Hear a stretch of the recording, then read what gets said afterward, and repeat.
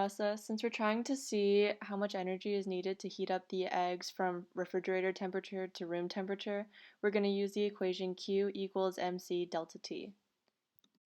For the mass, one egg weighs 60 grams, so in kilograms that's 0.06, and I multiplied it by 2 because we're putting 2 eggs into the batter, so in total we get 0.12 kilograms.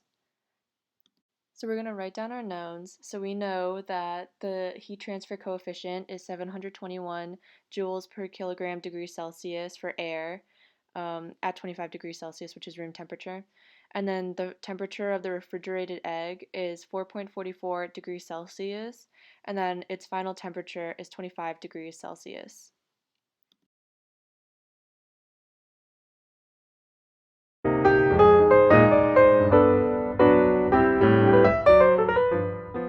Since we know that the butter is going from a solid to a liquid, we have to use the phase change equation, which is Q equals plus or minus m times L. So the m here is our mass, and then the L here is our latent heat. Specifically, we're using the latent heat of fusion, so it's L subscript F. And we know that our Q in the end is going to be positive because we're adding energy into the system. So the mass of our butter is 227 grams, which is 0.227 kilograms, and that's for 1 cup of butter, which the recipe calls for. And then I looked it up and it said that the latent heat of fusion for butter is 60 kilojoules per kilogram.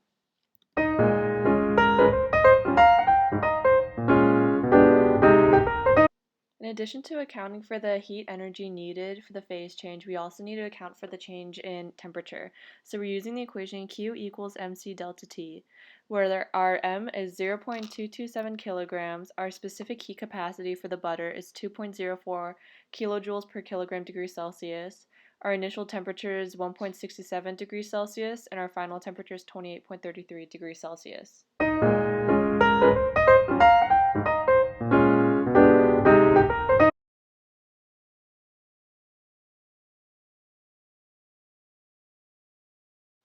So for Q equals mc delta T, we know that our C is equal to 2 joules per gram degrees Celsius. For a brownie batter and a blondie batter is pretty much the same, so I'm assuming that they're similar enough.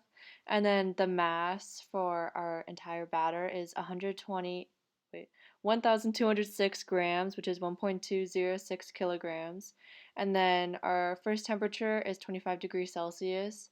And then our final temperature, which is the internal temperature of the brownies once they're done baking, is 73.89 degrees Celsius.